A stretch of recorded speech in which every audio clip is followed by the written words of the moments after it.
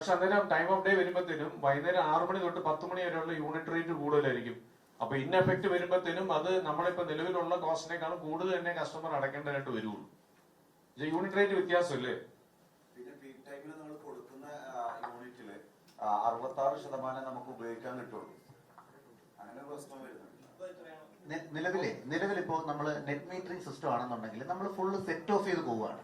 നമ്മളൊരു 20 യൂണിറ്റ് ഉൽപ്പാദിപ്പിക്കുന്നു. ആ 24 മണിക്കൂറും കൊണ്ട് നമ്മൾ 20 യൂണിറ്റ് ഉപയോഗിച്ച് കഴിഞ്ഞാൽ 20 യൂണിറ്റ് സെറ്റ് ഓഫ് ചെയ്ത് പോവുകയാണ്. ഇതാണ് നെറ്റ് മീറ്ററിംഗ് സിസ്റ്റം വരുന്നത്.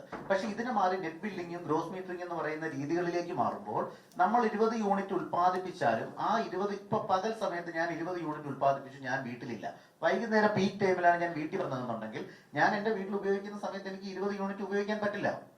ആ മാറ്റമാണ് അവിടെ വരുന്നത്. ആ മാറ്റം അവിടെ വരുമ്പോഴത്തേക്ക് നമ്മൾ ഈ പ്രൊസ്യൂമേഴ്സിന്, നിലവിലുള്ള പ്രൊസ്യൂമേഴ്സിന് പോലും വലിയ രീതിയിലുള്ള പേയ്മെന്റ് അടക്കേണ്ടി വരും, വലിയ രീതിയിലുള്ള ബില്ല് അടക്കേണ്ടി വരും.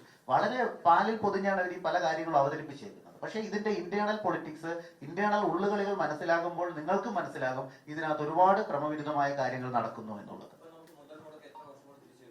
നിലവിൽ നമുക്കൊരു 3 കിലോവാട്ടിന്റെ സിസ്റ്റം വെച്ച് കഴിഞ്ഞാൽ മുതൽ മുടക്ക് നമുക്കൊരു 4 വർഷമാണ് ഏറ്റവും മാക്സിമം.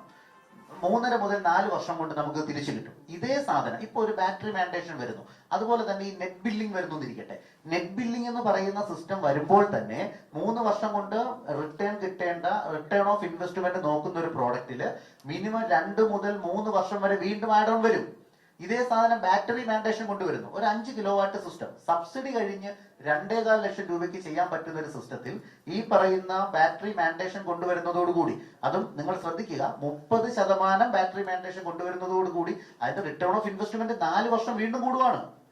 ഇങ്ങനെ വരുമ്പോൾ കേരളത്തിൽ ആരാണ് ഇനി ഈ പറയുന്ന ഒരു റിന്യൂവബിൾ എനർജി മേഖലയിലേക്ക് കടന്നു പോകാൻ വേണ്ടി പോകുന്നത്?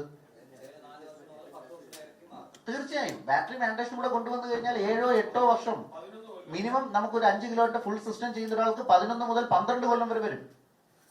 പിന്നെ ഈ ബാറ്ററിയുടെ കാര്യത്തില് ലിഥിയം അയൺ ബാറ്ററി ഒന്നും ഫുൾ ഫ്ലഡ്ജ് ആയിട്ടുള്ള ടെക്നോളജിയിലല്ല. ഒരു 5 വർഷമൊക്കെ കഴിയുമ്പോൾ വീണ്ടും ഏത് കമ്പനികളും ഇപ്പോൾ 5 ഇയർ ഒക്കെയാണ് ഇതിന്റെ വാറണ്ടി കൊടുക്കുന്നത്. 5 ഇയർ കഴിഞ്ഞ് ഇത് കംപ്ലൈന്റ് ആയി കഴിഞ്ഞാൽ ഈ പ്രൊസ്യൂമർ വീണ്ടും ഇതുപോലുള്ള ഇതിനു വേണ്ടിയിട്ട് ഇൻവെസ്റ്റ്മെന്റ് നടത്തേണ്ടി വരും. അതും വലിയൊരു ത്രട്ടല്ലേ. ഇതൊക്കെ വെച്ചിട്ട് ROI നോക്കിയിട്ടാണ് സാധാരണക്കാരായിട്ടുള്ള ആളുകൾ ഇതിനു വേണ്ടിയിട്ട് ഇൻവെസ്റ്റ് ചെയ്യുന്നത്. ഈ ഇൻവെസ്റ്റ് ചെയ്യുന്നത് ഇവർക്ക് ലാഭകരമല്ല എങ്കിൽ ഇവർ നിന്ന് പിന്മാറും.